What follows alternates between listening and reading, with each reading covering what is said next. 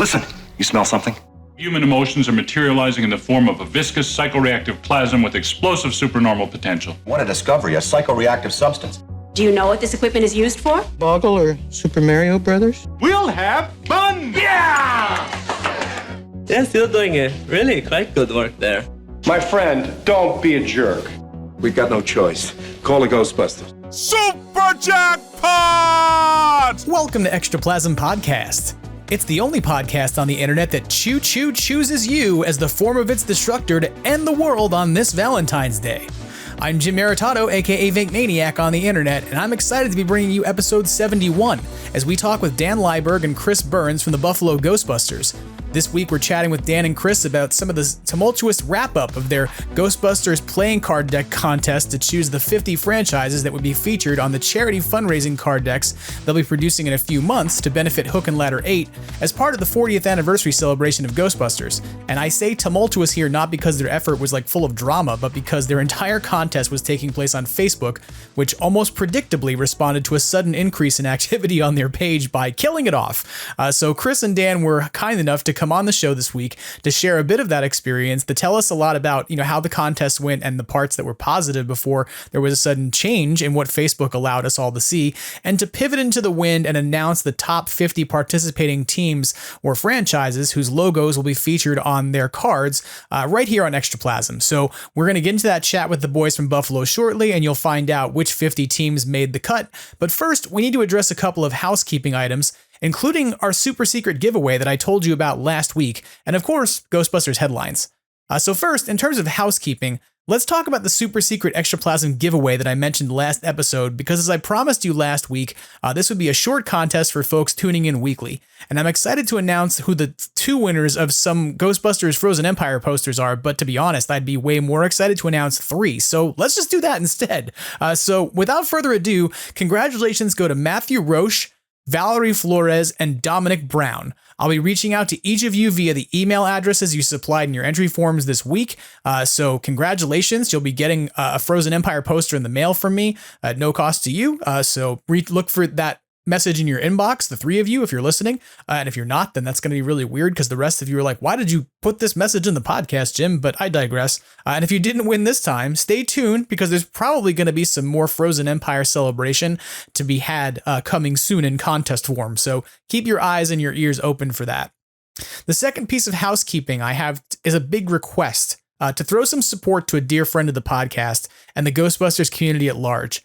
Our friend Jason Fitzsimmons over at Ghostbusters News is in quite a conundrum at the moment. If you haven't noticed, he has not been posting actively on Facebook or Instagram for the last few days, and that's because Meta has functionally turned off his ability to reach anybody via either Facebook or Instagram as platforms.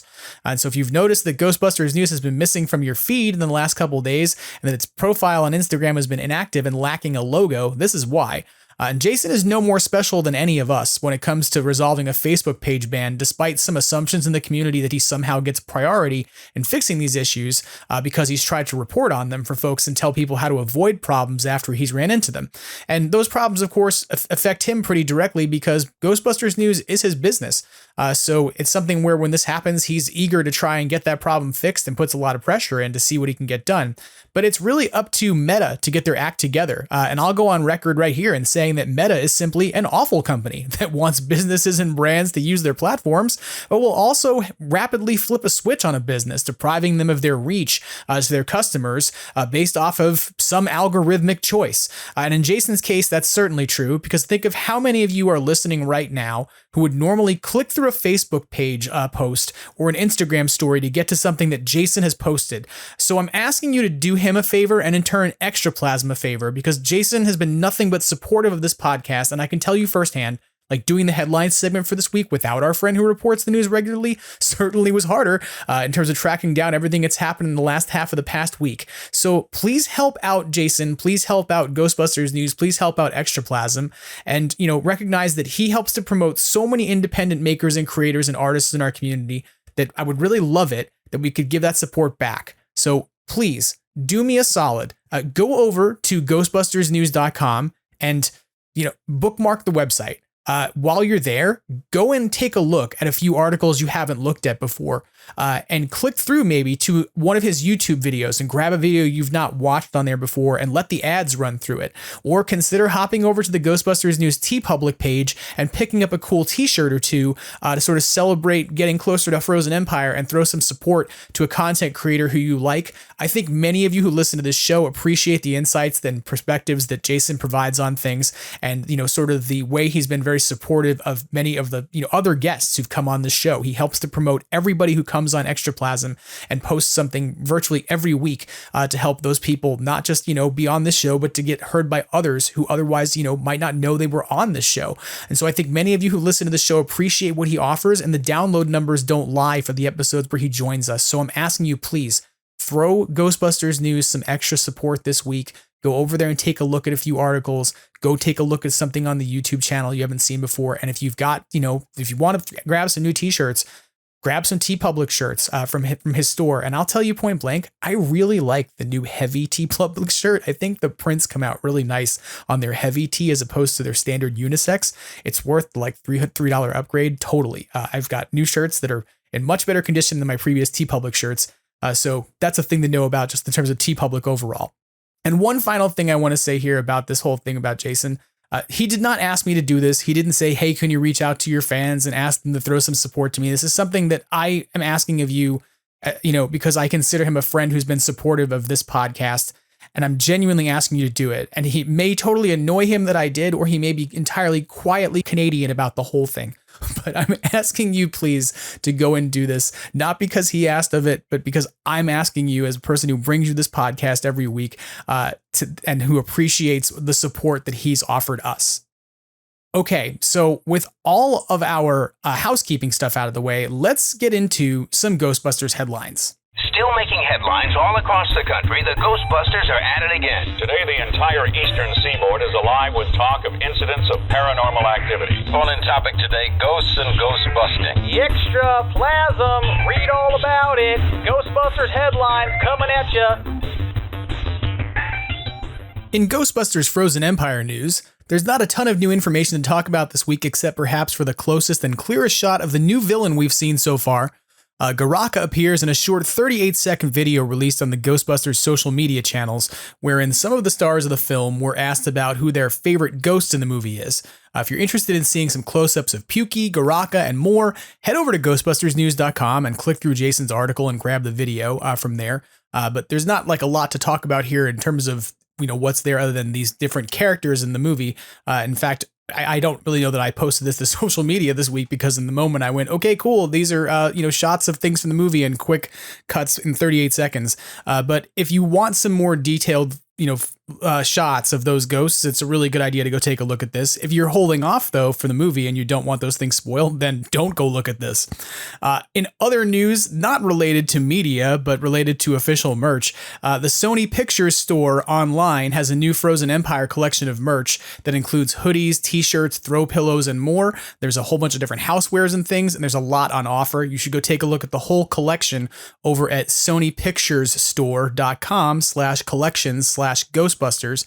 But some of my favorite offerings that are up there right now include the Repossessed shirt that we've seen in the Frozen Empire trailer, which now being released as an official t-shirt, we'll have to debate about whether or not the ones that exist already as prop replicas are now bootlegs, but I digress.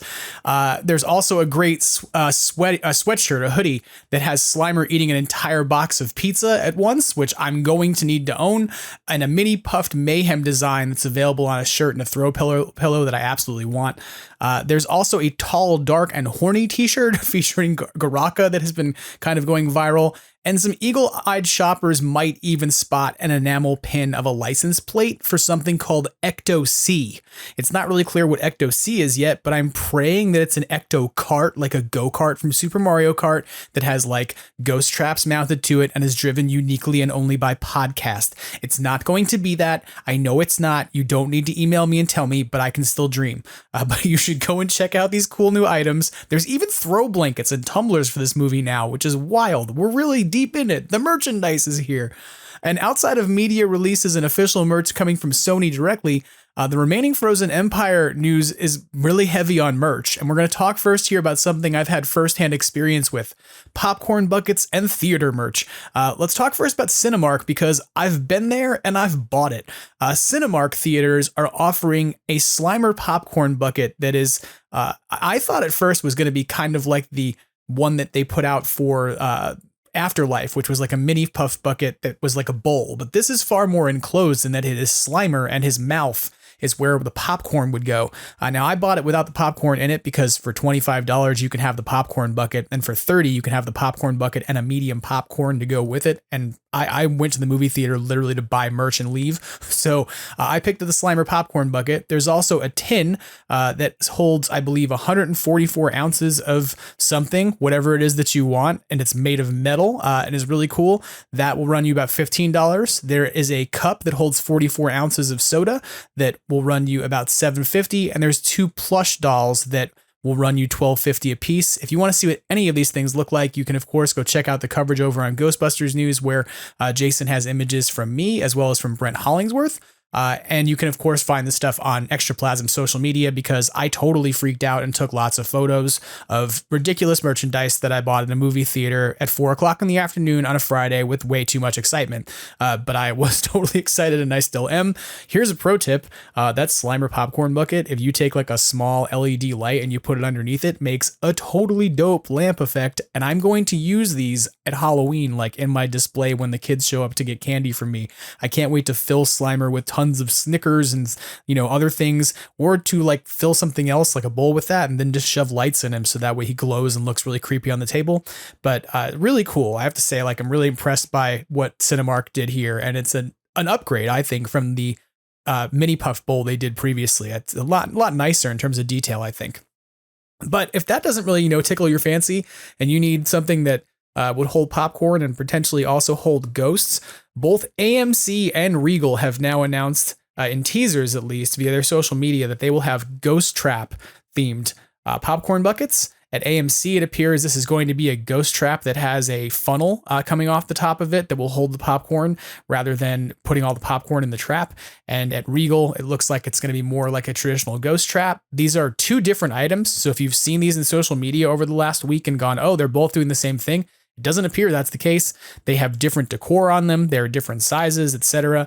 So not many more details are available about those yet in terms of release. But to be fair, if you think about the Ecto-1 popcorn bucket that came out for Afterlife, that didn't really rear its head until the week of the movie coming out. So I'm not going to be surprised if we don't see those until later.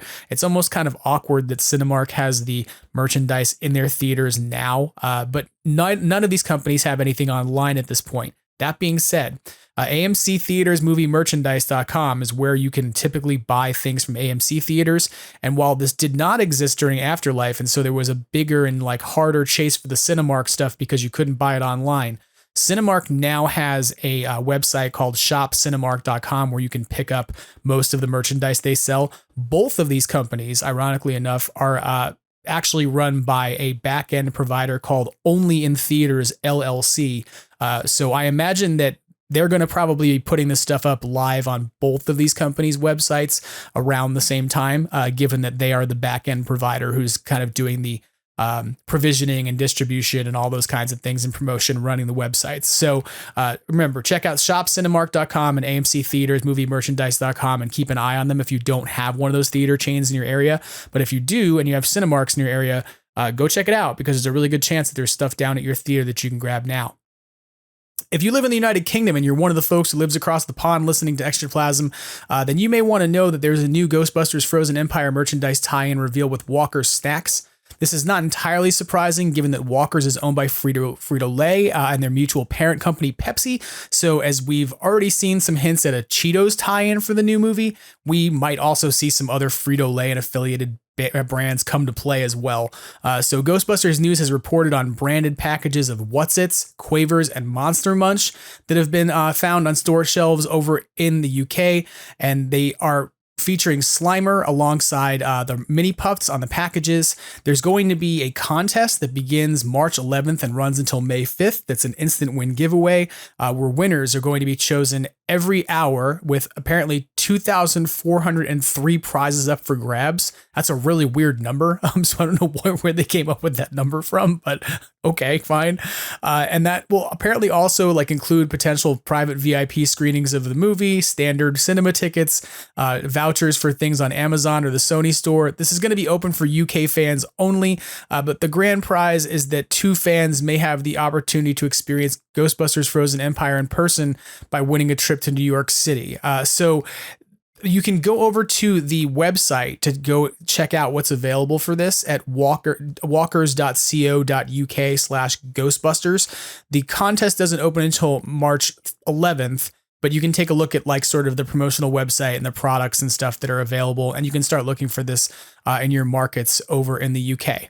So we will probably get different promotions here in the US, I imagine. So for folks going like, well, that sucks, they get to come to a different country and go to New York City if they're the grand prize winners. What do we get? I don't know. We'll see what happens. But my money is pretty good on the fact that we're probably going to get some sort of promotional tie-in with, if nothing else, Cheetos, given that they have already kind of teased the movie and featured the trailer on their social media. And pretty clearly, Slimer's eating a lot of Cheetos in the scenes we've seen so far. In unofficial merchandise news, our friends over at Phantasm Toys have opened pre-orders for their latest selection of Crypt Creepers minifigures. Blinky, who's inspired by Spirits Unleashed, Vinny and Zuli, the 2 terror pups, and the haunted red winter jacket from Hell, Parkageist, are all up for grabs over at phantasmtoys.com. Fingers crossed, if you're looking to see these reviewed before you make a purchase. I'm hoping to have these in hand to take a look at this weekend if UPS cooperates, and I'm planning to be stuck in the house in the rain again somehow in Southern California. So it's happening again, everybody. We're going to all be under the roof, like, scared from the rain because we don't know how to deal with that here. But anyway, if that all comes to play as we hope, then you should have a kitchen counter review coming soon over on the Extraplasm YouTube channel to check out probably by next week, in which case you can take a look at those. And if custom figures aren't your fancy, then perhaps custom shoes and apparel are, especially if you're a sneakerhead like I suspect Kumail Nanjiani's character is in the new movie. Nike customizer and apparel designer Bull Ayers has revealed that they will have a line for the new movie, and Bull Ayers' Firehouse collection will end up launching on Friday of this week on February 16th at noon Eastern over on bullayers.com. If you want to save some money on this, you can use code FIREHOUSE10 and save 10% off your complete order. My strong suggestion, I can tell you real quick about some things that are available, but if you want to take a look at like what this stuff looks like, Ghostbusters News had an exclusive sneak peek at what's going to be available in the line, including 3 different awesome sneakers.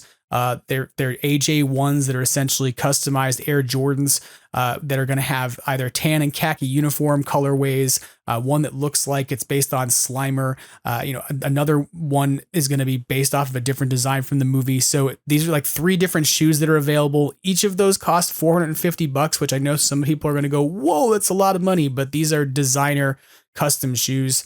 So definitely cool stuff. And while, Bull Ayers is typically known for being a shoe customizer, they also design apparel. So there's a series of different hoodies that they are making available. There's a couple bomber jackets, one of which pays tribute to the original Ghostbusters uniform. And the other one is like, really, to be honest with you, like I'm never buying like the Wuxley $1,100, $1,700, whatever it is, jacket that I would never wear because I'll sweat to death in it. But they have a bomber jacket they're making that kind of as a nod to that red jacket. And I'm like, ooh, that's the thing I want for like $175. So there's some really cool stuff available, including a t-shirt you're going to hear me talk about with the Buffalo Ghostbusters in a short while, because they're receiving proceeds from the sales of that t-shirt to benefit Hook and Ladder 8 and the FDNY. So this is something where if you are into, sneakers, if you're into custom apparel, go take a look at what Bull Ayers has coming out, because there's probably, from my perspective, like one of the best designed and best looking sets of apparel that's been made for a movie, especially for Ghostbusters. You're going to hear me talk about this at the Buffalo Ghostbusters, and I'm happy to say it twice this episode, but it makes anything that Reebok has put out for the last movie or for anniversaries or anything look like a joke. It makes everything that they're putting out at Bull Airs it just says to me what every shoe company should have been doing while they had a license to do it. So go take a look at that stuff on ghostbustersnews.com, because that's where Jason's got the exclusive, look for you. And that's where you can find those images really easily. And don't forget, you can go over to bullairs.com on Friday on the 16th to place an order. My last entry for you in headlines this week, as I often do, I'm going to tell you something fun and interesting to go look at from my perspective. We're going to throw that support one more time to Ghostbusters News. Head over there and watch one of Ghostbusters News videos on the YouTube channel for something like the unboxing videos from the recent Hasbro line, especially of Squash and Squeeze Slimer or the 84 wand that he's put up in the last week. He's got some good in-depth coverage there, especially if you're on the fence about picking one of these items up. I'm the kind of person who got on this podcast and was like, I don't need an 84 wand. I'm not going to buy one. And then I watched Jason open one and I went, man, I kind of want one of these, even though I probably shouldn't. So, not that I'm trying to convince you to go watch things that'll get you to spend more money, but, it is what it is, right?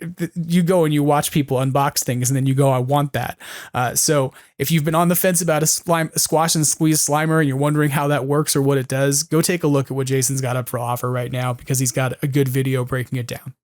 Okay. So let's go now to my conversation with Dan Liberg and Chris Burns of the Buffalo Ghostbusters. Joining me on Extraplasm podcast, returning for the first time in 2024, and probably not the last, given their central involvement in so many great things that are going to be happening around the 40th anniversary of Ghostbusters. Dan Liberg and Chris Burns from the Buffalo Ghostbusters are back with us to talk this week. Dan, how are you doing? Just a little bit stressed with the Facebook page situation, but we're doing good. We'll talk about this.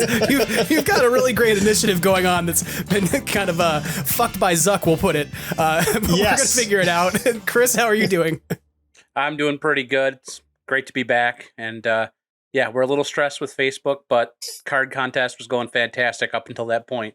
Oh, yeah. So we're happy to talk about it.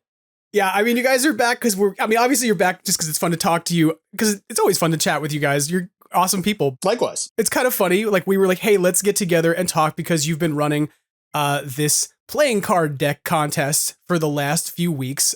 You announced this last year at the end of the year to say to folks, hey, we're going to put out a fundraising playing card deck that's going to be coming out, where the proceeds from it are going to benefit Hook and Ladder 8 as part of the 40th anniversary celebration of Ghostbusters and your annual celebration of Ghostbusters down at the Firehouse, which is totally cool and totally awesome. And you were running this contest for several weeks and had people, contributing things and voting on images on your Facebook page. And then lo and behold, on the day it was all supposed to end, Facebook came along and said, oh, it's over. Let me assure you it's over, because your entire Facebook page is over, along with the Facebook page of Ghostbusters News and several other groups yet again.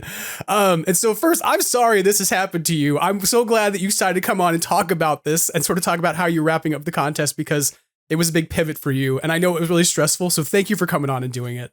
It was, you know what? At the end of the day, yeah, the Facebook thing is super stressful, but the card contest was such a positive experience, and all of the fans and all of the franchises that participated, we wanted to make sure to still come on and talk about it, even though the page is down, because it was just such a great experience with everybody, and it's important to still talk about it. I agree as well. We had such a positive experience. There were no drama llamas the entire time, which just blows my mind, because I figured there'd be drama somewhere. Mm-hmm. And we got so much engagement and so much love from different franchises, helping other franchises spread the word. In total, across all 90 images, and so all 90 franchises, there were 22,000 votes. Wow. In this contest. So, yeah, it was like, when you say engagement, like, again, I massively underestimated the interest and where this thing could go. And it was just mind blowing all week, seeing all those votes flying in and everybody, sharing and being really creative with the way they were trying to generate votes. Teams were pairing up or even tripling up and, trying to be like, okay, the UK groups, they all went together and tried to generate votes for all three rather than just themselves. And that was really cool. Different franchises would comment on other ones and be like, oh, we'll vote for you if you vote for us. And that was cool. South Australia did a really funny video. I don't know. Did you see that? I did not. I did not.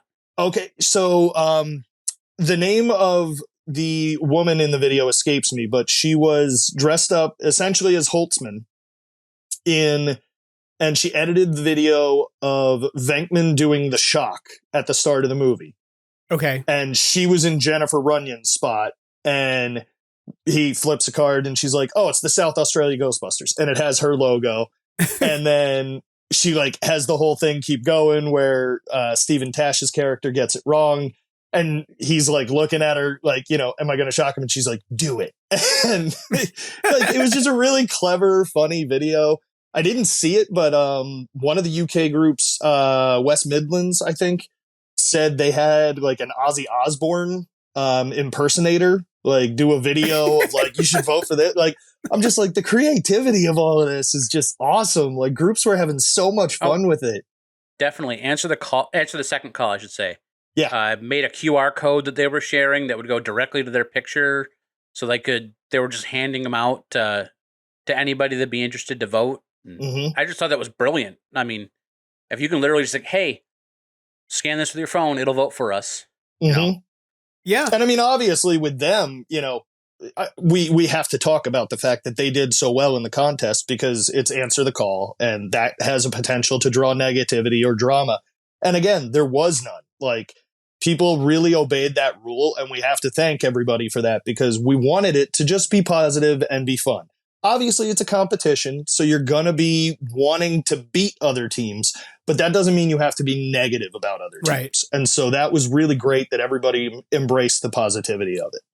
There's two elements there that I hear you both talking about and that I sort of witnessed watching this. And one of them is that this very notion of how much like people played nice.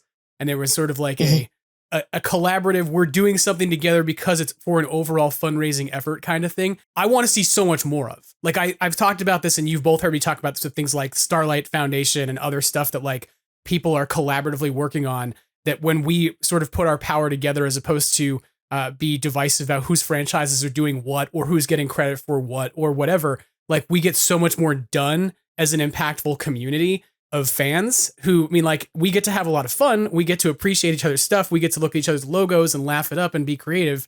But by the same token, like, that is now also like so much engagement and awareness that exists about this product that is going to come out that doesn't make anybody money except for FDNY. Right. So it's like just nothing but positive promotion, and all that positive energy rolls over. And the other thing is this notion of sort of the way in which the creativity and the skill sets of collaboration and synergy come out of an effort like this, such that you go, okay, like, hey, we know how to sort of band together and utilize social media and maybe, share our Instagram posts with each other so they show up on each other's feeds, right? Or share QR codes or those kinds of things. They're the kinds of little promotional tools that like we all need to learn how to do well in order to help different fundraising initiatives, or even just being like, hey, there's Cinemark popcorn buckets out there. Like, it's how that word gets spread around effectively, So I want to, sort of congratulate you, as much as it's stressful with what went wrong, like that you had such a successful thing that, people wanted to engage. And I think it's funny you use the phrase drama llama, because this is the second week in a row where that phrase is being used in the podcast to describe. Okay, but I stole it from Bob Anderson. It's his word. It's his word, or at least that's where I heard it from. No, it is. It's like it was something that I heard them talking about from Bob and Ryan talking about this last week, of using the phrase like no drama llamas, and I was like, okay, like that's kind of funny. But it is this sort of thing where like every time you want to create, a contest or points of engagement that involve a lot of people, there inevitably is a concern about who's going to get, catty about it, or who's going to not play nice, or who's going to have a genuine concern and raise it, and then how maybe somebody else reacts to it, and it becomes this snowballing thing of, oh, who's mad at who or whatever, and it's just dumb. And so I applaud you both for running something that ran so well. That's why Facebook, of course, stepped in and went, wait, there's no drama in this community? Facebook was like, no drama? No, we need to insert the drama. Yeah, we've done our own head count. There's apparently 3 million completely miserable assholes working for Facebook. Facebook sent a couple of interns down to like Ojai, from up north in California, and they're like, go out to Ojai and go out to like an alpaca farm, and if you could come back with a truckload of 6 llamas, we're gonna name them Drama 1, Drama 2, Drama 3. But yeah, like I actually, because basically our rule set of it with the whole drama llama and everything was directly lifted from Bob Anderson and Jacob Bartlett with the map project. Right. Because it was like, okay, don't bitch at us about, oh, well, that team's local to us too, but they're actually, blah, blah, blah. We don't care. Like, it's a logo contest, unless somebody's committing crimes or something like that. Sure, let us know. But if it's just, oh, we don't like them and they don't like us, cool, right. Then get more votes than them and get in the card contest over them. Okay. Like, I don't care. But yeah, it was just so cool that everybody respected the rules and didn't really cause drama. I mean, we had, so we had 90 teams in it. And then overall, because it did come up, a couple people suggested that we should just make 2 decks of cards. Because of how many teams were interested and just have all of the logos through 2 decks. The unfortunate thing there is, first of all, if you open it up to more teams, it's just going to be more and more and more. Then we're going to get into a 3rd and a 4th deck. Right. By the end of it, in terms of, because submissions were ended on New Year's Eve of 2023. And from January until now, there's probably been 40 teams at least that did not get in that expressed interest. So, I mean, that puts us at 130. So now we're past 2 decks. So, right. And then that also increases production costs because now you're having 2 different decks and you have to do all this. So unfortunately, it's just not possible to do it that way. Or at least, I shouldn't say it's not possible. It's just not the ideal way. It's not feasible. That's a better word to use. The logistics of it alone are crazy. Yeah. I mean, this is going to be hard enough for us to do with 1 deck. Yeah. Right. Once you start adding a 2nd, 3rd, 4th, there's no way we could do this without it being our full-time jobs. Yeah. And I know a lot of people are still curious about what we're going to do with the Jokers. We have a plan in place for that we're not putting out there yet. But that's also because the plan may change and this is a completely facetious thing that I'm about to suggest that I've been doing since Saturday morning. I think now it should just be a circle and a line with Mark Zuckerberg's face on it. No, look, you make 2 Joker cards, right? So one of them is that. And then the other one... Oh, no, it should be both of them. No. The other one you use for some positive engagement is the alternative, which is that you put the new whoyougonacall.org database logo on the other card so that way people will be like, okay, this is where I should actually go post my stuff so that way Facebook can't kill it. Because there you go. I mean this. I want this is something where Ryan, if you're listening to the podcast right now, Ryan Espin, previous guest, whoyougonacall.org needs a built-in voting function. So that way, the next time you want to do something like this, you can just run the votes through whoyougonacall.org and not worry about whether or not Facebook shuts down the contest. I'm just saying. Yeah, I don't think we're ever going to do a like contest on Facebook again. Yeah, we're already looking at other options of how to run a voting contest. But yeah, no, but actually, it is good that you mentioned the whoyougonacall.org because they will be referenced in the deck because the rules sheet that comes in a deck of cards is going to be essentially a key of what logo is what. Right. And then the flip side of that will be our list of sponsors that we haven't revealed yet that, because we're finalizing the list. That's not a secret. We're just trying to nail down our last sponsor. But we, we're going to have some sponsors who are helping with our production costs. But the rule sheet will reference, find your local franchise at whoyougonacall.org because the whole idea of this, again, was positivity and just spreading the word about all of these awesome groups. You know, just because a group didn't get into the deck of cards, that literally means nothing about how they are as a franchise. They're still out there doing charity work and caring about Ghostbusters.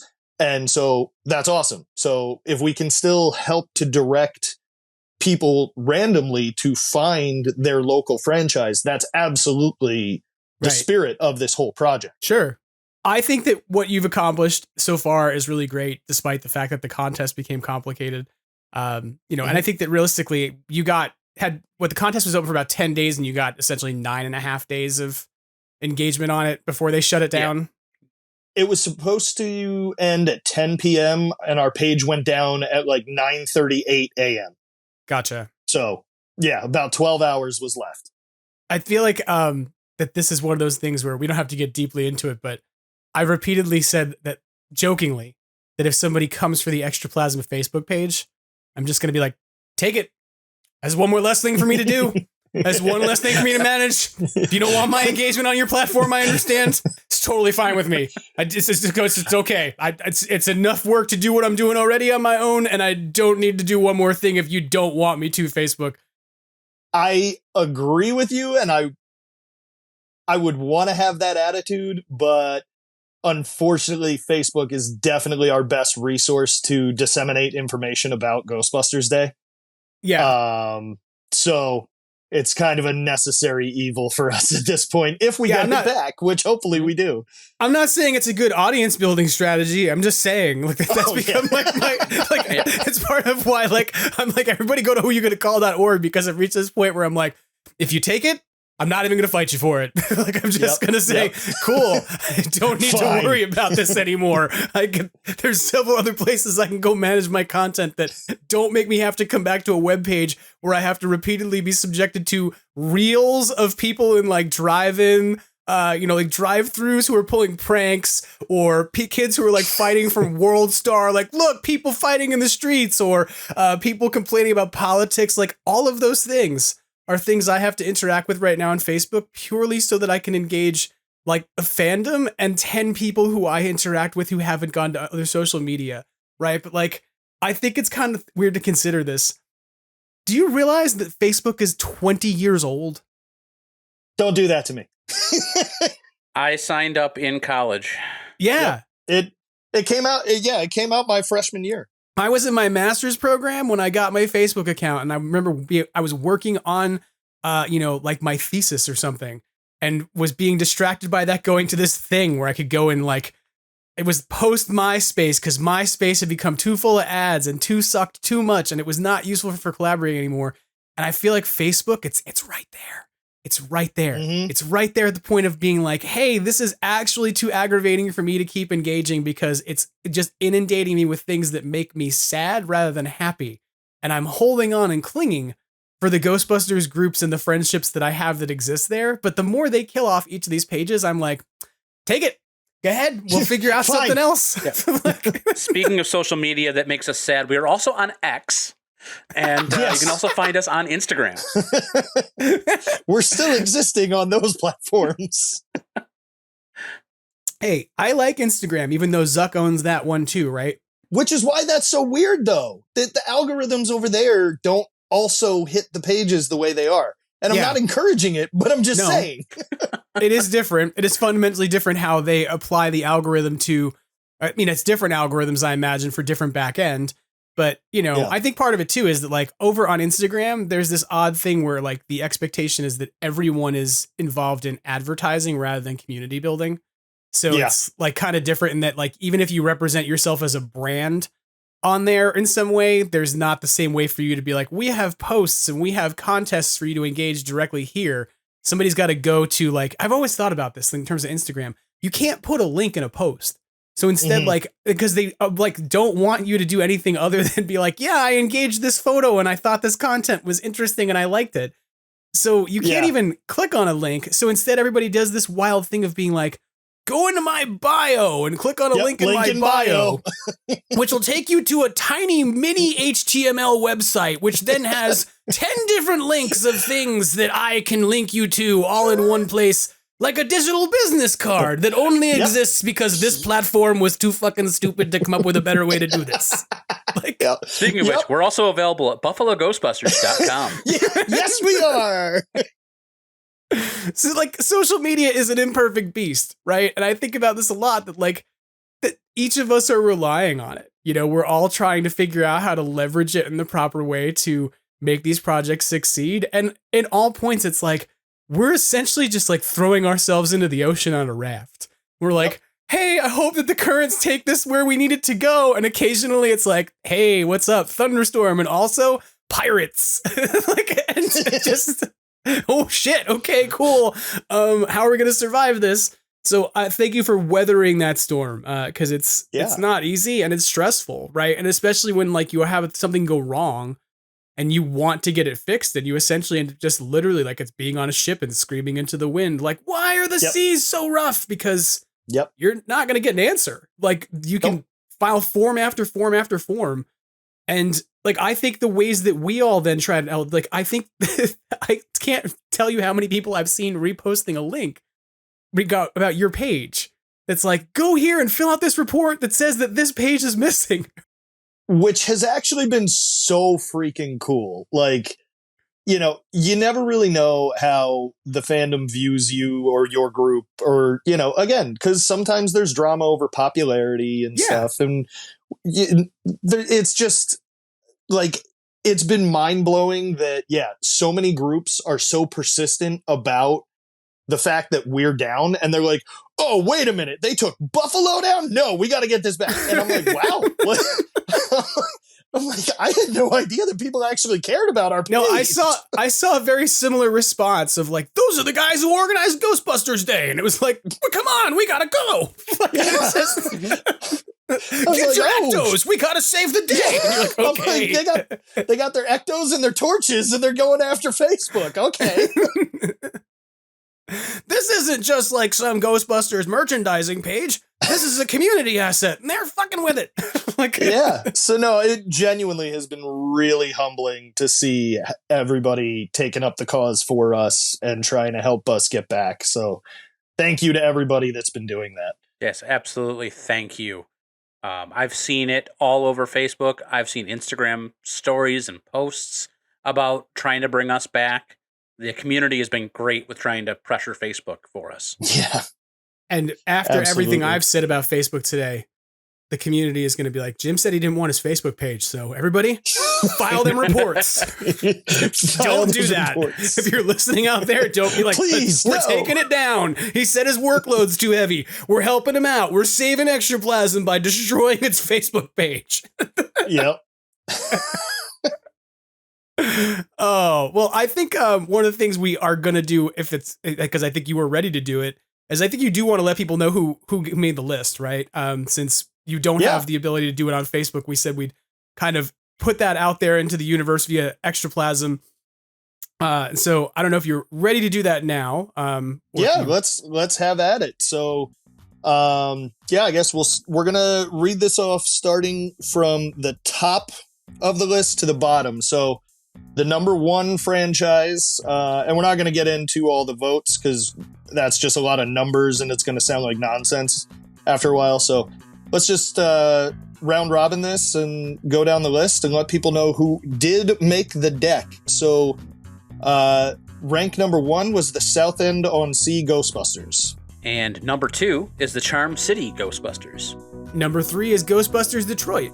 Number 4, Norfolk Ghostbusters. Number 5, Answer the Second Call. Number 6, Windy City Ghostbusters. Number 7, 802 Ghostbusters Vermont. Number 8, our friends, the New York City Ghostbusters. And number 9, Ghostbusters of Glasgow. Number 10 is the Circle City Ghostbusters. Number 11, Cherryland Ghostbusters. Number 12 is East Midlands Ghostbusters. Number 13 is the Yellow Rose Ghostbusters. Number 14, Austin Ghostbusters. Number 15 is Ghostbusters is the Calco. Number 16 is the Steel City Ghostbusters. Number 17 is Florence Ladder Center Ghostbusters Italia. Number 18 is Association. I'm not going to get it right, guys.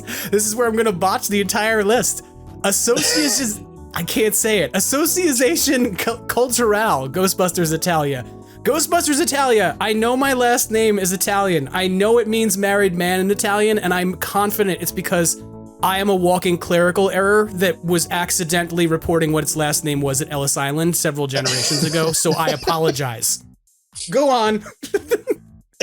Number 19 is the East Anglia Ghostbusters. Number 20 is the Northern Colorado Ghostbusters. Number 21 is the Merseyside Ghostbusters. Number 22 is the Chorley Ghostbusters. Number 23 is Ghostbusters Spirit of 84. Number 24 is Atlanta Ghostbusters. Number 25 is the Maine Ghostbusters. Number 26, the Arkham Ghostbusters. 27 is the Wisconsin Ghostbusters. 28 is the Tennessee Ghostbusters. Number 29 is Hudson Valley Ghostbusters. And number 30 is the North Texas Ghostbusters. Number 31 is the Staffordshire Ghostbusters. Number 32, Ecto 1GB. Number 33, Highland Ghostbusters. 34 is the South Australia Ghostbusters. Number 35, the Motown Bluesbusters. Number 36 is Ghostbusters Virginia. Number 37 has also been zucked by Facebook, the Massachusetts Ghostbusters. Number 38, the Real Kent Ghostbusters. Number 39 is the Arizona Ghostbusters. Number 40, congratulations to my friends, the Daytona Beach Ghostbusters. Number 41, the Magic Ghostbuster. I believe he's magic. Number 42 is Ghostbusters Ireland. 43 is the Columbus Ghostbusters. Number 44, the Alberta Ghostbusters. Number 45 is the Ghostbusters Texas Rangers Division. 46 is the Western Massachusetts Ghostbusters. The 47th pick in the 2024 card draft is the Philadelphia Ghostbusters. Number 48 is Ghostbusters West Virginia Division. 49 is the Last Frontier Ghostbusters. And rounding out our top 50, drumroll please. Joy to the world. And then the page got sucked. The Hill City Ghostbusters. So congratulations to those 50 teams. Thank you to all 90 teams for your participation. It was great. You were all awesome. You were all creative.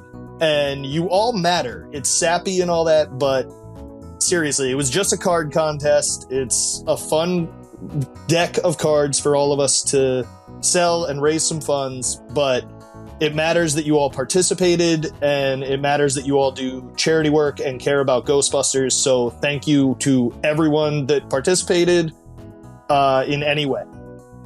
Yes, I'd also like to extend my thank you for everyone who participated. And for those that didn't make the cut, it doesn't mean you won't have another chance. We're not ready to announce anything, but you may have another chance to be on a deck. Yeah, just follow our Facebook page. Oh.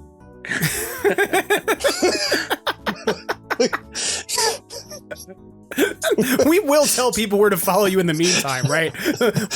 They can go to, what is it, Buffalo G-Busters? Is that at the Instagram account or something? Yeah, Buffalo G-Busters is on Instagram and Twitter, or buffaloghostbusters.com has all of our relevant Linktree links and such. Yeah. So you still exist, even though, Facebook is trying to... We still matter.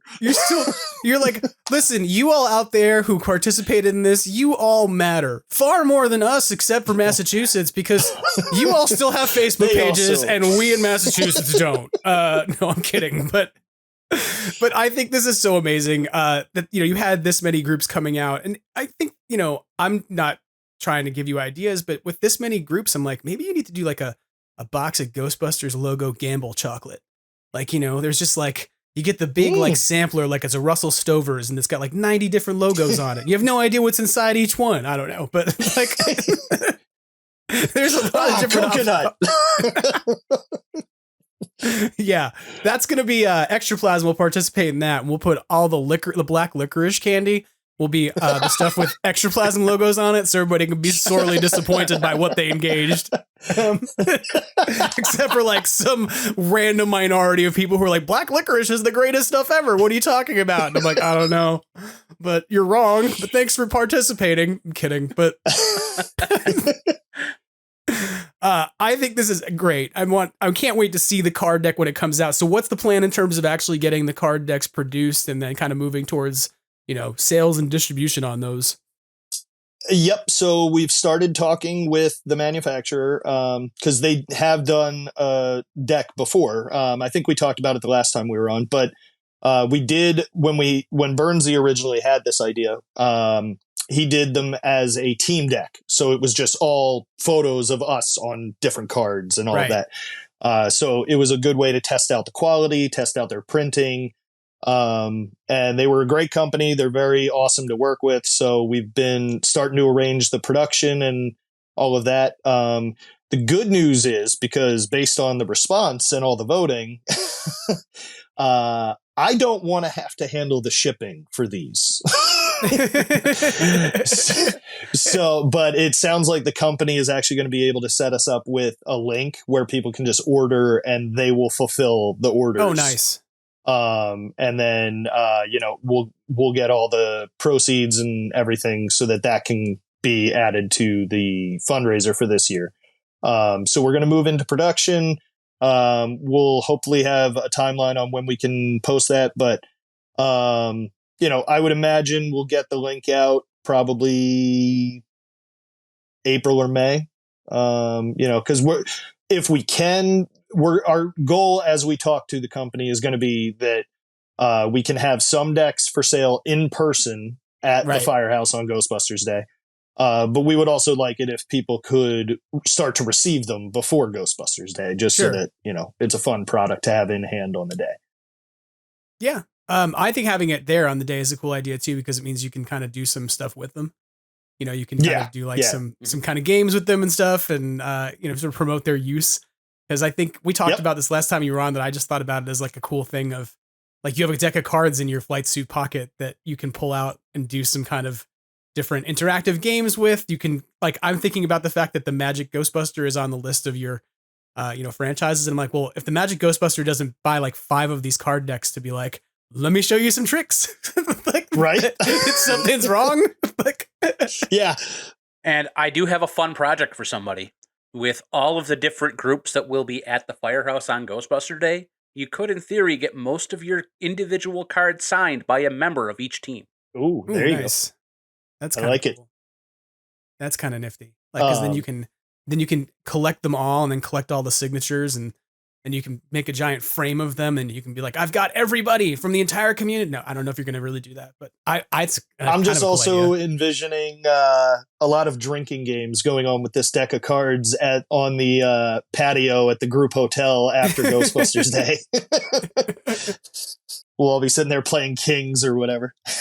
Yeah. I think that you're going to run like a game of 3-card Monty on the side of the Firehouse. Like, find the Red Queen, except it's not the Red Queen. It's like, find the West Midlands Ghostbusters or whatever it is.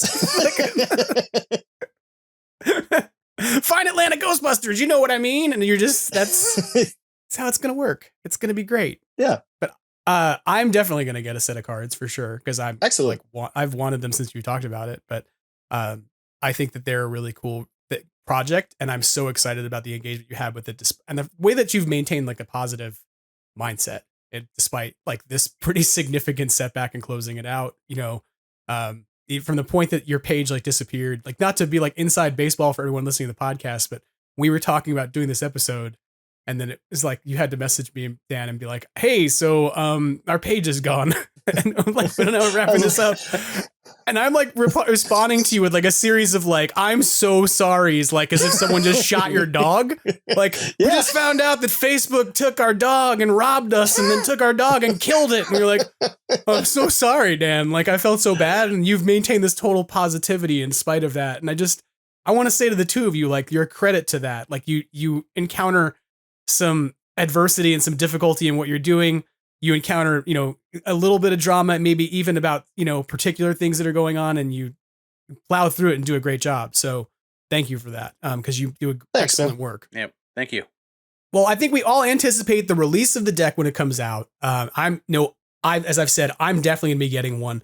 But you've also, you're tracking towards Ghostbusters Day pretty quickly. We're all waiting for a movie in about 4 weeks. And then from there, we'll be in March, and we'll be 3 months away at that point, less than 3 months away from the 40th anniversary of Ghostbusters, right? Yep.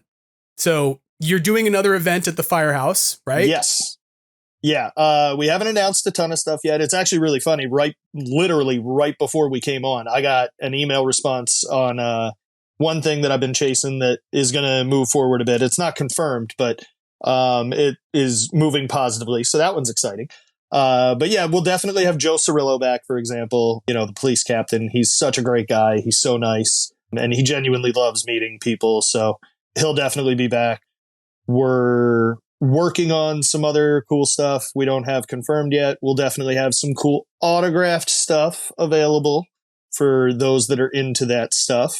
And some cool cars are going to be there this year. There's definitely Ecto-1 NJ will be back, of course, because he's been so awesome. And we're finalizing some pretty cool stuff with him, some raffles or some auctions maybe of his Ghost Tour situation. Nice. So that'll be really fun. But yeah, Ghostbusters Day, 40th anniversary. The fact that it actually is on the 40th anniversary on a Saturday, like last year, the event was on June 10th because it was the closest Saturday. Right. The fact that it lined up on the Saturday this year is really exciting and should be a really, really, really good time. And this year, we hope there won't be any wildfires that are making the sky orange. Yeah. That's usually our problem here, right? Like we actually lucked out last year where it cleared up on our day. Yep. Because if it was one day earlier, we literally would have all had to wear masks. Yep. And, right. It was crazy. It's kind of wild to think about it, but that's around the same period of time that the Ecto-1 was filming, for the second unit team, right? They were blocks away while we were at the firehouse. Right. So it's kind of crazy to consider this, that when you watch the trailer footage, you don't see any of that smoke. Somebody had to do some real color correction on real that nice footage. Color correction, guys. Because otherwise it looked like New York City was essentially about to have some sort of protonic reversal given, or cross rip, given that the sky was orange and it was black as sackcloth. Yep. But I'm excited for this. And I'm not sure that I'm going to make it out there yet, but I'm been of the mindset that I'm probably going to not get to do more than one New York trip this year if I'm going to get to do one or the other. And so I have no idea what's going to happen with the premiere at this point. And none of us do. Frank, we'll find out about 10 days before it happens. Sure. And that's part of what I look at and go, if I find out 10 days before it happens and it happens to be in New York, then that means I have to spend 10 times as much money on flights as I would if I planned a trip to New York in June and just went, hey, I'm going to go to the movies here with some friends and enjoy it.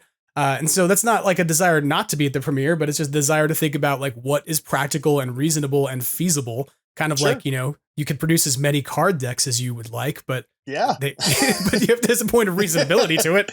Well, we personally would love to see you at the 40th. So yes, and if you do come out for the 40th, we do have the group hotel. Yes, the Holland Hotel, just across the river into Jersey, has a special promotional code for us. Yep, you can only get the discount though if you call the hotel to book your reservation. Yeah, don't book online and then try to call. That's going to be a problem. Just call the hotel and tell them that you're interested in the Ghostbusters rate. Yes. Gotcha. As of the time of recording this, there are still some rooms available. Yep. But there are not many. So please make sure you're calling to reserve. We don't want someone to try and book right before the event and find out that there's no more room. Yeah. Because honestly, this is a really fun hotel for the group to hang out at. The patio there, like I said, is just really fun. Last year it was nice for people to be able to come and go and just chat with other fans and everything and socialize without, a giant crowd around. And there's free parking. So for anyone who's driving, that's huge when you're near massive. New York City. So that's massive. I mean, that's just literally, if you were going to park your vehicle in the city, you'd probably spend over $100 for the weekend. So, right. Oh yeah, it's $80 a day. Yeah, it's nuts. So, and especially if you're driving for those that have ectos, there's no roof on the parking lot. Yeah, it's so there's no height restrictions. Yep. So you can take as big of a vehicle as you need to. Yep. So if you're going to bring your Ghostbusters Frozen Empire van, there you go. It'll fit. It'll fit. I want to say this for the record real quick on the podcast. While back, I had some episode with John Yerkeba where I was talking about what would be the ideal replacement vehicle for Ghostbusters. If you had to get rid of Ecto-1 or you had to expand the fleet. And I was absolutely those vans, those Stasher vans that Amazon uses to deliver packages is clearly what you would use if you were going to have like a Ghostbusters R&D unit or something. And then we watched the trailer and saw like the back doors of a van open, and I was like, I said this. You were the Leonardo DiCaprio meme, just like, ah. So if anybody out there has got to bring that big tall van to the hotel, they can do that. So that's good to know. Yeah. But I'm hopeful to be able to be out there for it. Nice. Because if nothing else, like I got to get some good pizza. Yep. And I have a rule, like if I come out for that event, there's a rule I carry in my life, which is that I will not enter like the Northeast, the tri-state area between the second week of June and the first week of October, because that's when it's welcome to the jungle, 85% humidity. Like, and I'm like, I don't do this. This is part of why I left. I hate the humidity. And so the idea of flight suits beyond June 8th is like, no way. No. We've been fortunate with the weather most years. The first year it was sweltering, but it can get bad in June for sure. Yeah, now my flight suit is Nomex, so if I'm out there in the humidity, so is mine. Yeah, it gets quite toasty. Yeah, it's like being inside a sausage wrapper and just you're inside a casing. It's for the great rest of the for day. our winter events. Yeah, yeah. I'm gonna put a piece of advice out there for anybody thinking about attending to the June 8th date at the firehouse. Don't wear your red parka. It's not a thing you're going to want in June. Especially if you spend $1,500 on the actual Wuxley one that's rated for negative 22 Celsius or whatever. You're going to die. Yes, you will die. There's no question. We're dying in flight suits. Yeah.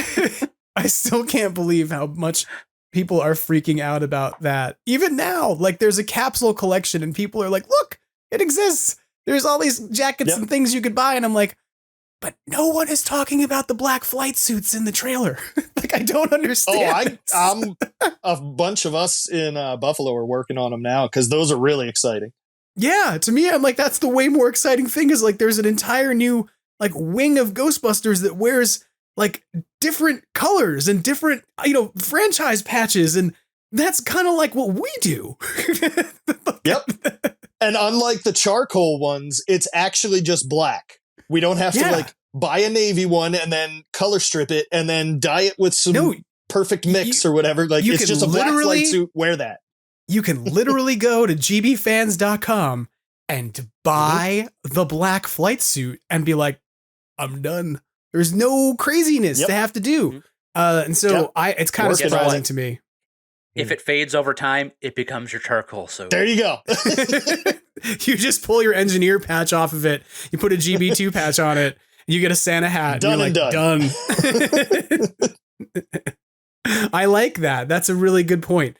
I don't know that I would have thought of that. So now there's gonna be some people out there who buy the black flight suits who are like gonna run it through the wash like 500 times with a bunch of woolite. I want to leave it in the sun. Spraying it with hydrogen peroxide and leaving it on the roof of my car. You're like, whoa, okay. I'm gonna rub lemon juice on it. All the varied things that we do to try and make things work out. But there is a cool other product that's coming out other than sort of the Wuxley stuff that actually is beneficial to your Ghostbusters Day event. Those Bull Air shoes are coming out that were announced. And there's an apparel line with that, right? Cool. Yeah, there's been a really cool collab that we got to do with Bull Airs. So yeah, the line is all them. And they really even just came to us and sort of said, we'd love to donate a portion because they have 3 types of shoes.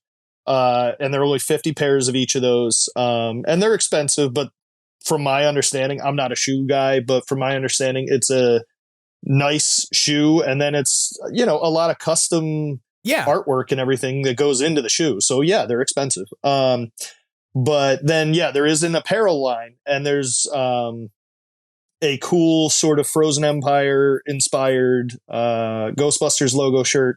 And they're donating a portion of the proceeds of that to the Firehouse fundraiser. which was just a surprise. They just came to us with that and said, hey, we want to do this. And that was really awesome. We're thrilled that they're doing it. So, yeah, I definitely want to grab one of those shirts for sure. I think that the Bull Air stuff, even though it's expensive, is pretty cool. I've kind of joked about this with somebody else, but I think I really mean it.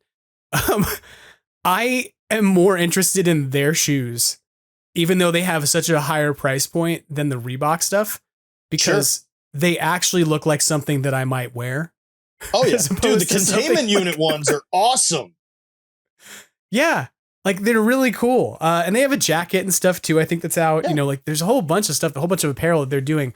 But like part of what you talked about of them being expensive is like, these are like Air Jordans, right? Like they're buying Air Jordans essentially from Nike, which already have a high price point.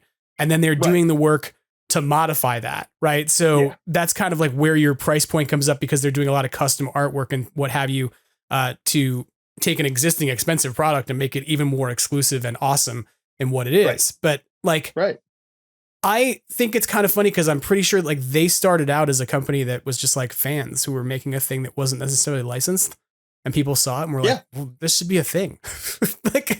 So, and now it's thing that helps the Firehouse. So. Right. And he's actually not super far away from us. He's based out of Cortland, New York, which is about 2 hours away from us. Yeah. That's where Venkman's based out of. I was just going to say it. He's a professor emeritus at SUNY Cortland now. In marketing. That's how this is how this collaboration happened, is that Venkman called up Bull Air and he was like, listen, everything happens for a reason. I believe in, you know, fate, luck, karma, and you and me, we just happen to be in Cortland together. So maybe we should get together, have lunch, figure out a great collaboration that would help out my organization. And that's how this all came about. That's, you know, we're just going to take the kayfabe of Ghostbusters and collaborate it into the business history of Bull Airs. And then Bull Airs is going to be like, this is why we don't partner with that podcast, because they just make stuff up about us. Shout out to Bull Airs. But yeah, they're great. Check out the products. They launch on Friday the 16th at 12 p.m. Eastern. Yeah, I am not a sneakerhead myself, but I 100% want to add some of their stuff to my collections. Oh yeah.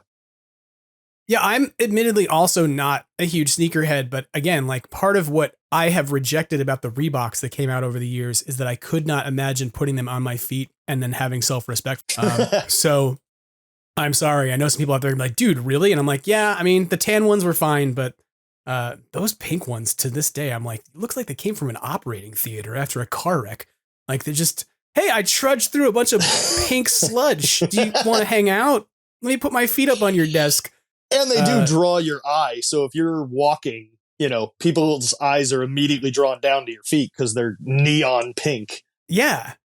So they're not like my favorite thing. And beyond that, like I just never understood like the Ghost Stompers ones that were like, look, we took the Alien shoe we did and we swapped out. Oh yeah. You know, we put on Greeblies from Proton Packs that'll just kind of, you can take them off because they're not even glued on. So you don't have to lose them because you can just remove them. And you're like, then what is the point? Like, then I don't why understand. Right. Like we put it on, but because we know it might fall off, we didn't affix it. So you can take it off. So that way you can wear them without the things that might fall off. And you go, I am so confused. You're selling me a shoe I can take apart to use? Okay, I get it. I guess, kind of. So this shoe has some assembly required? Yeah. So I'm as much as I'm not like a sneakerhead, I do find these to be a way more like fascinating thing. And my interest is far more piqued, you know, like as like, oh, you could be like your special occasion sneakers for going to Ghostbusters events or something. But I don't know. They're kind of cool. And the fact that they're benefiting the Firehouse and like the Ghostbusters Day event is really awesome. And I think that like that's a thing to really recognize, is that the kind of collaboration that you guys are doing spreads. Like, let's just recap this because it's always fun to think about it. Everything that we are talking about now and everything we've talked about last time you were on and all these different things you do started because you wanted a sign for the Firehouse. Because we wanted to buy the $1,000 Hollywood collectible sign. Yes. That was like, everything came out of that. You were like, hey, community, wouldn't it be cool if we bought a sign to replace the sign at the Firehouse? And since that, like all that's happened from it out of positivity and love is just like, hey, what if we grew an event? Hey, what if we grew fundraising opportunities? Hey, what if we grew brand collaborations with a particular brand that could also provide cachet in supporting the Firehouse and supporting the fandom and charities, etc. So I think it's really important to recognize it. Like, as much as you don't walk around being like, we are important, like, it's this kind of work that franchises do that works as ambassadorship for the fandom that I think is so freaking valuable. Like, it's what goes beyond I'm collecting money at my local con to give to Toys for Tots to we are developing a fandom that is recognized because not just because it loves the thing a lot of people like, but because it has impact, such that people want to partner with it. So kudos on that. That's awesome. Thank you, man. Thank you. Well, beyond the things we've talked about in terms of the Bull Air stuff, in terms of what's going on with your playing card deck, it's always fun to also chat with you guys just about, being Ghostbusters fans and what we have coming up. And how have you done with your toy hunts so far? Have you acquired all of your Hasbro goods? Yeah, I've done pretty good. I was able to get the RGBs. I got the Fright features. I got the Ecto 1 off of the Target link because you sent that to me right away when that hit Target's website. So yeah, I've done pretty good. And then, we obviously had posted about our own little custom plasma figure last week too, where I had created my own Gary Gruberson plasma figure because there's all these rumors and we don't know if it's going to be true or not, but like people are starting to worry that there isn't a plasma line. Right. And I saw Yes Have Some talking about it, really trying to garner support of the plasma line and everything. So I was kind of like, all right, maybe I'll do that too. So I've been talking to my buddy Jamie out of Ghostbusters, Virginia, and he was also talking about doing custom Gary. And so I realized other people were going to start doing it. So I was like, all right, I better do this soon. And so I created using an Afterlife Ray Stans body and then an Ant-Man Quantum Mania Paul Rudd head, because he's even made fun of the one head sculpt of his where he has like a douchey grin. Oh, really? Yeah. On Conan O'Brien, they both were like, what an asshole, like to the head sculpt. I have not seen that. I have to check that out. You should look it up. It's really funny. So I was like, okay, the Quantum Mania head works really good. And then it just worked out that I was ordering some labels for my roof rack from Moby Sign Company.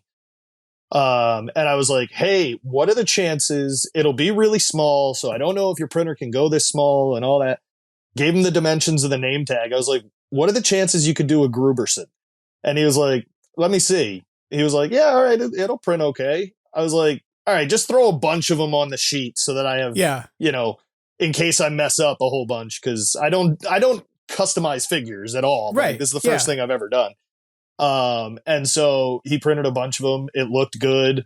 The photos looked really cool when we shared them. And then people were like, oh, we'd love to get one. And I was like, all right, let's just do a contest then. And so a bunch of people, 15 people won one of those. So it's kind of cool now when people are sending me photos of like, oh man, it's so much better in person. And I'm like, all right, nice. Like that's really fun.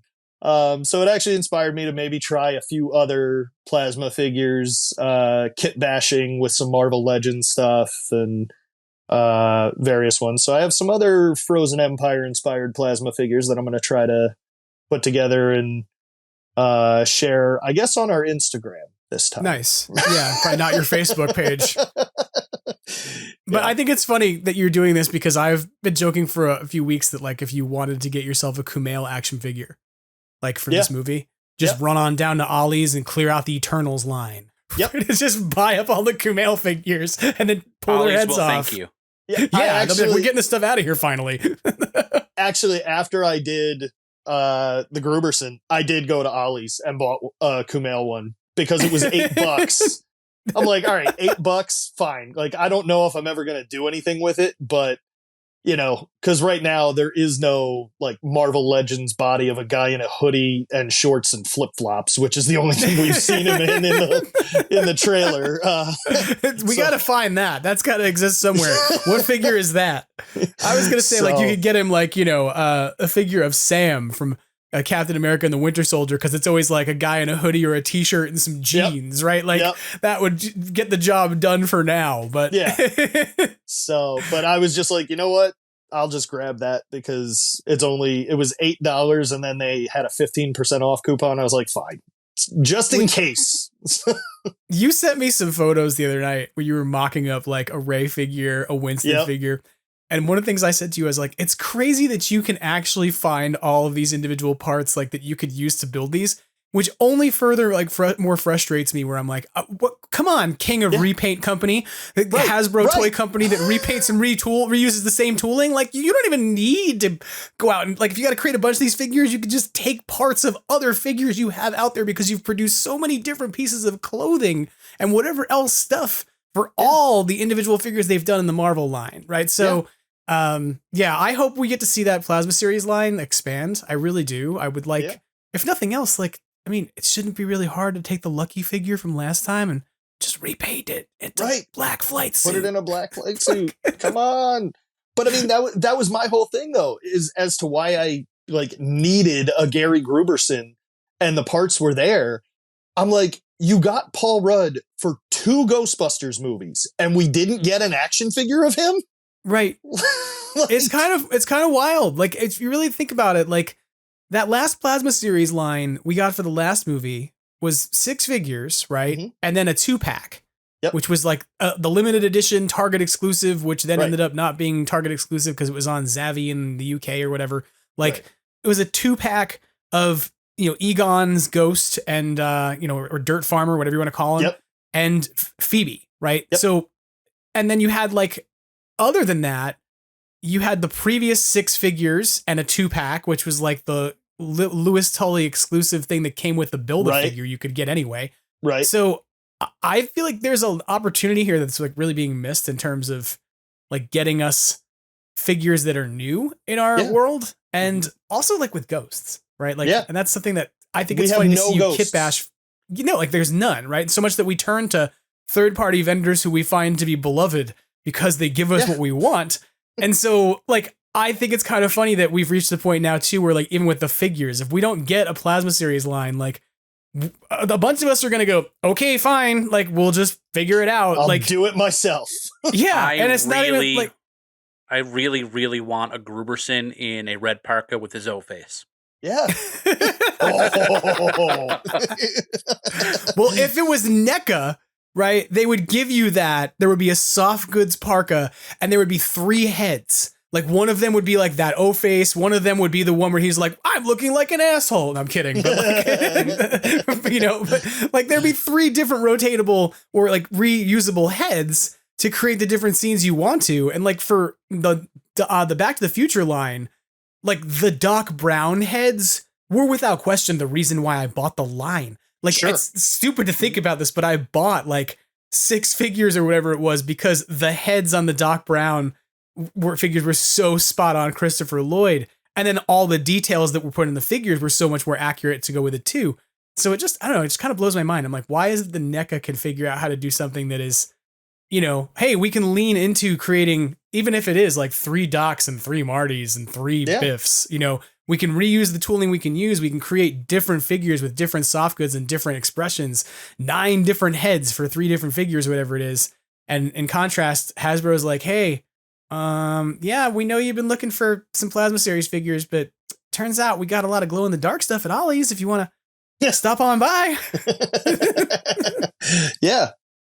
So, I mean, hopefully we're wrong. Hopefully there's a Plasma Series coming and maybe they haven't released it yet because it's spoilery or something. Like I've speculated that there's a reason to do that if the Build-A-Figure is Garaka, that they wouldn't have wanted to show it to us too early, but at this point, like we've seen it from a Funko Pop and like, but there's a part of me that wonders if maybe just because of the timing that they ended up deciding to just push the figures to the 40th anniversary. So that there would be no spoilers for the movie because inevitably some retailer puts something out too early. So really good point. With the 40th anniversary, you could delay it a couple months, but still capitalize on that big merchandise push for the 40th. So maybe that's what's happening. I don't know. No, you really raise a very relevant point, though, is that if we're going to have a 40th anniversary be successful at a merchandising level, then you need some product to come out around that 40th anniversary. And in this case, it could be something where they decided to stretch, and go, hey, we don't know that we're going to have something brand new for that 40th anniversary in action figure land. We know we have essentially these Fright features that are contemporary coming out. We've got the Kenner Classics coming out. So rather than overkill it with 3 lines at the same time, let's just slow burn it and then do Plasma series for the 40th.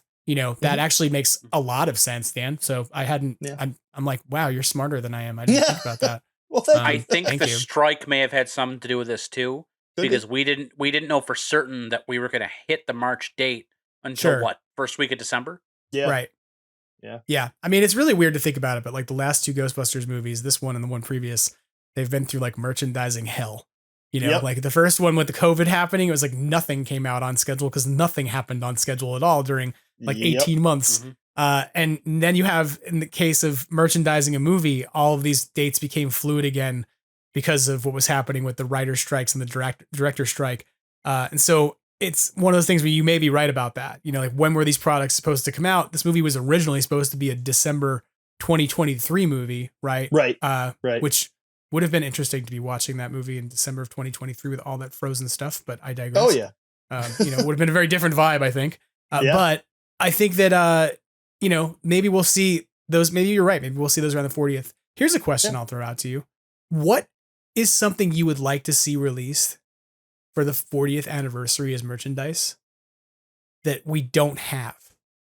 So that's an interesting question. My biggest thing, and I think we'll probably get it, is I assume there's probably going to be some other kind of DVD set or whatever, like a new Ultimate collection, whatever's better than Ultimate.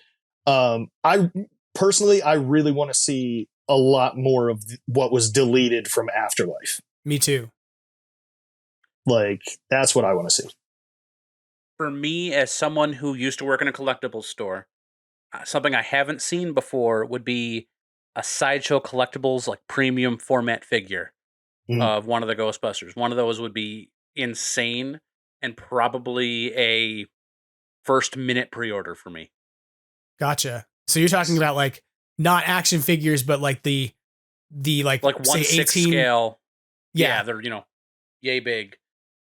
So like you're talking something different than say like the Blitzway figures, which are more like action figure, and you want something more like a statue.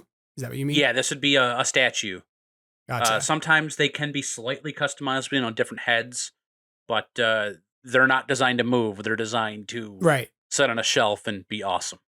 I know that there's like some of those that exist for the original Ghostbusters, but I don't know that anybody's done it for like Afterlife. And so it would be kind of cool to see like some good like premium, like I'm thinking about premium collectible studio has like a high-end figure, right? Blitzway has high-end figures, but they're not so much busts and stuff. But like, I think the premium collectible studio stuff might be more that. But I think it would be cool to see like a Phoebe in that style, like to get, or like a Spengler family in that style that went like multi-generational. It's kind of weird to think about this, but like Ghostbusters is very much becoming like the story of the Spengler family and the others.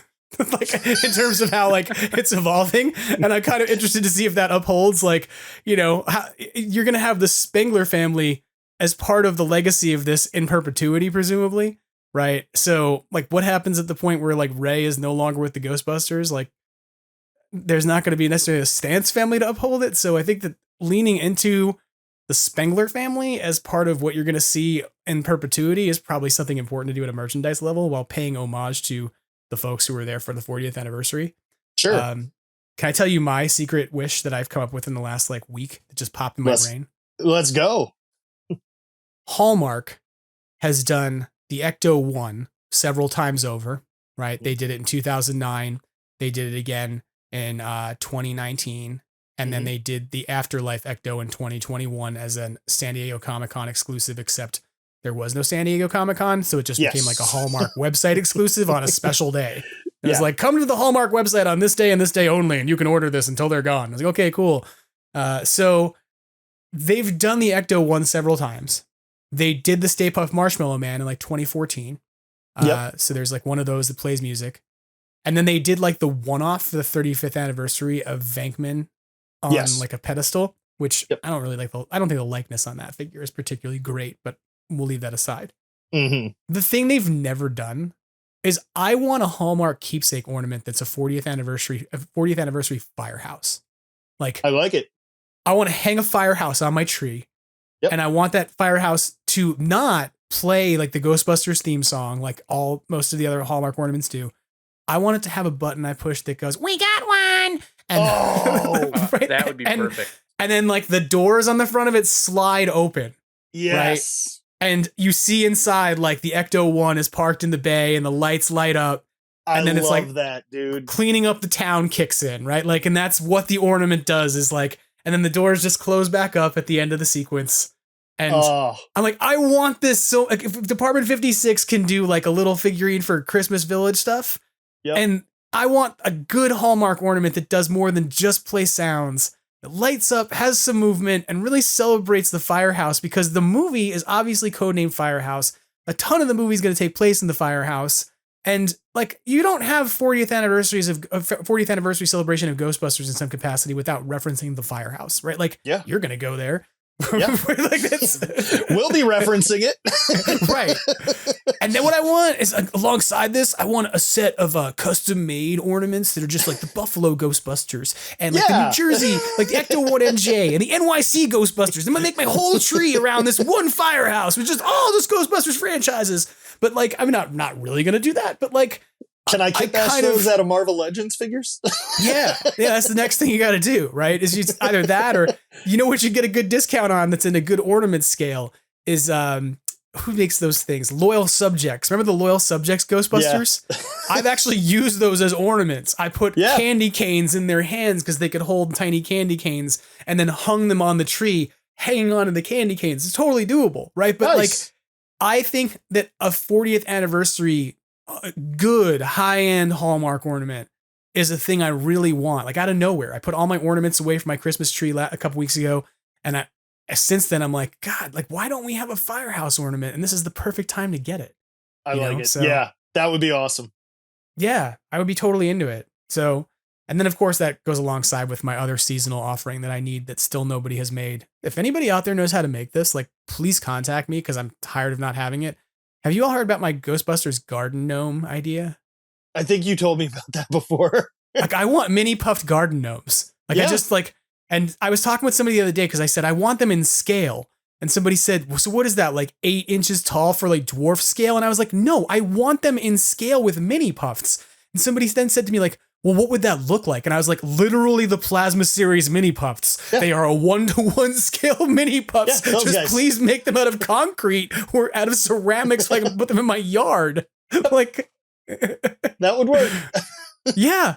Like, I'm at the point where I'm, again, like on the fixing things we don't have problem, I'm at the point where I want to hire somebody to be like, do you know how to cast things? Cool. Recast these little mini puff figures for me from Hasbro, so that way I can put them all over my yard at Halloween. Like, nobody's going to give me the thing I want, so I will give you money, and here's 3 boxes of Plasma Series Stay Puffs for you to ruin, and just make me what I need. Like, I want 300 of them back to fill my lawn. Yeah. That actually doesn't sound all that hard.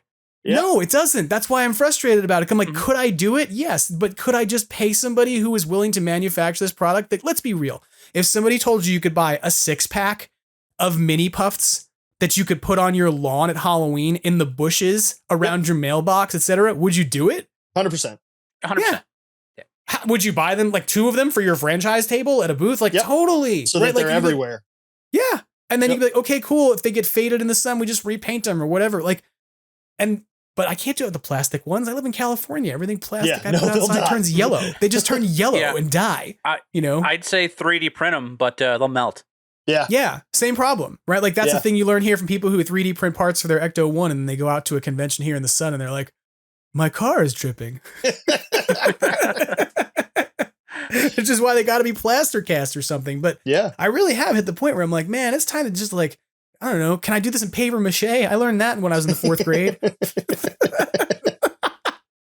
Pretend I don't know anything about casting or molding you never studied. Just tell me how the hell I can get these mini puffs. You could 3D print the negative. It'll make a mold, and then you just keep filling it and opening it up. Yeah. And I'm like, come on, fun.com. Like seems like a fun.com thing. I mean, like HalloweenCostumes.com. It seems like it's right up your alley. This is a thing for you to do. So, and if not, like if you're a maker out there and you're listening to this, and you're like, I've been looking for my make or break bootleg product that's unlicensed for some podcast to talk about, and it's unlicensed merchandise segment in the headlines, I just gave it to you. There you go. Do it. Just make sure I get some because I'm going to need them. But yeah. So anything else that you are really like wish casting for out of this 40th anniversary year that you're hoping? I mean, it doesn't have to be a product, but just anything, we're 4 months away from the 40th anniversary. We're less than 40 days at this point from watching this movie. What is your big hope, each of you, for sort of 2024 in Ghostbusters? Just that it keeps, like, it's so funny because, prior to Afterlife, I was like, okay, like, it's fine if it ends and it's done. Like, we finally got Ghostbusters 3.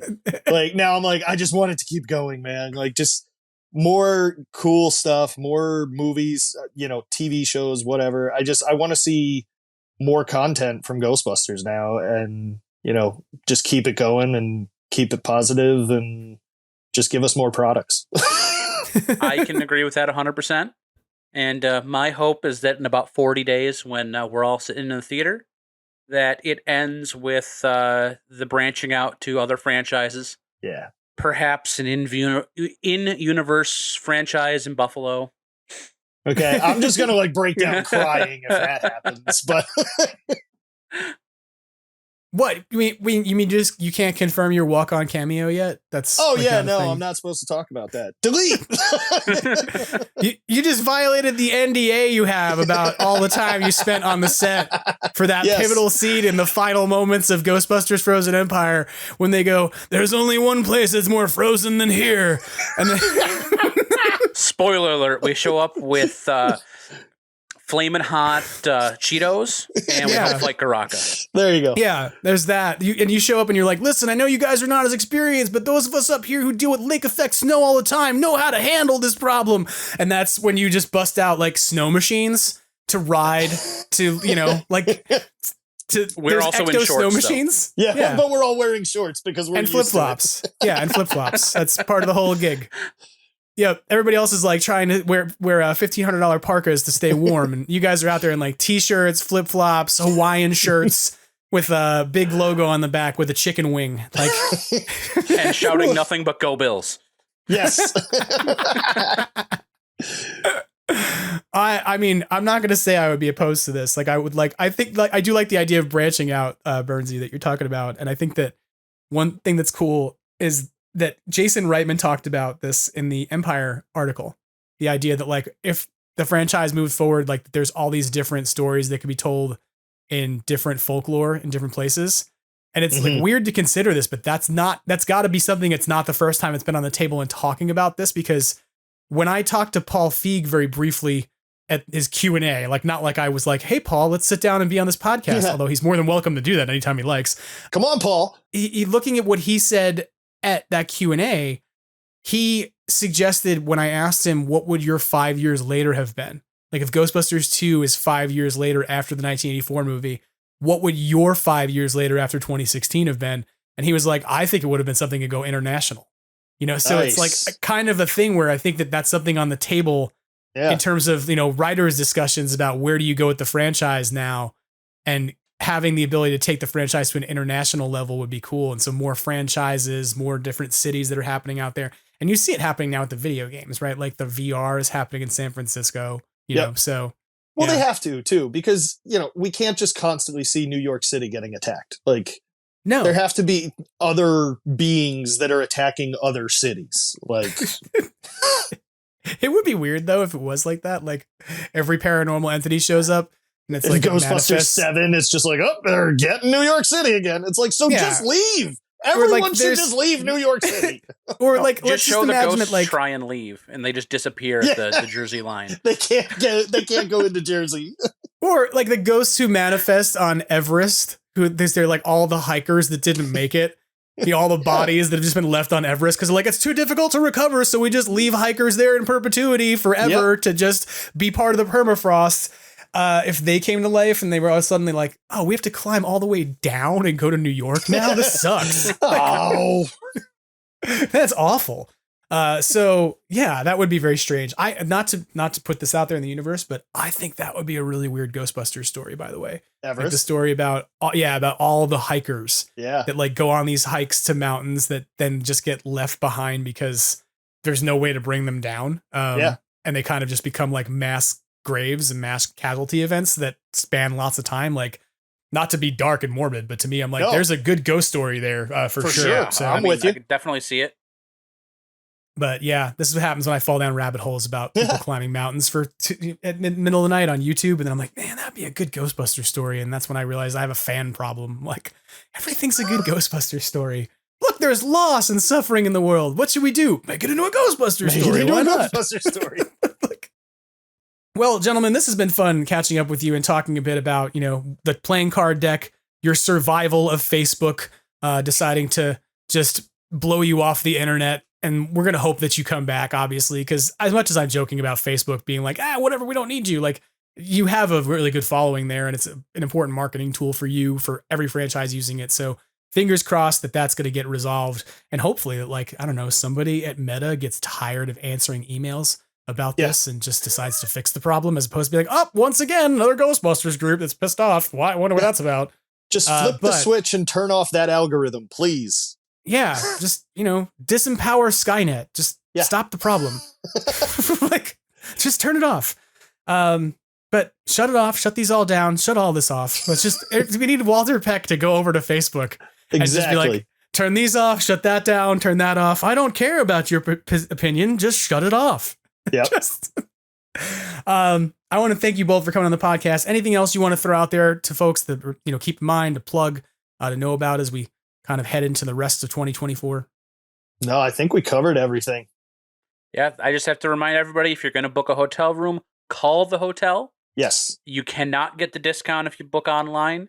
Yep. And please call early. We don't want anyone to miss out. 100%. Yeah. Do not hesitate if you're going to come out in there in June. As much as I say that, I'm probably going to hesitate and then be like, anybody got a place I could crash? But I mean, I have enough relatives back there that I can figure it out. Yeah. But I'm eager to see what you have cooked up for Ghostbusters Day. I'm stoked about your playing card deck, and you will have me as a customer for sure. And once they're out, we'll obviously promote them and let folks know they're out there on the Extraplasm audience to go and grab. And I hope we all get to see each other this year. Like, part of my thing this year is I want to see the people that I get to see on webcam, like, and actually eat pizza with them and have a beer and, like, share some time together. So definitely, that would be fantastic. Figure that out. That would be great. So, okay. Well, thank you so much, guys, for coming on the podcast, and we hope to talk to you again soon. Thanks, Jim. Jim. Thank you for having us. Anytime. We'll talk to you again. That about wraps things up for Extraplasm this week.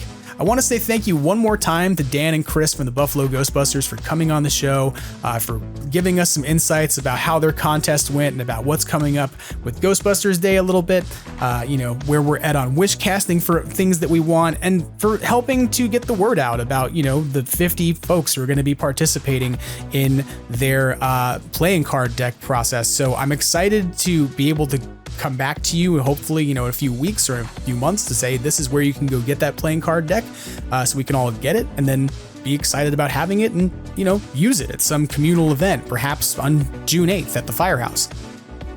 I also want to say thank you, as usual, to Brendan Pearce of Badoochi Studios, who provides our logo and visual identity for the podcast, as well as vaporwave artist MAGNAVOX, whose version of Ghostbusters serves as our theme song.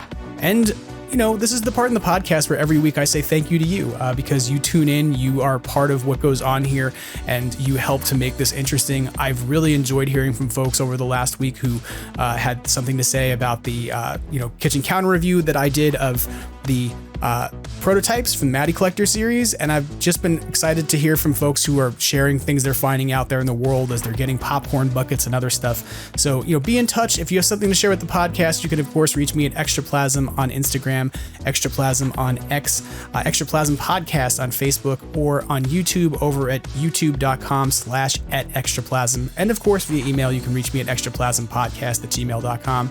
Have a great rest of your week.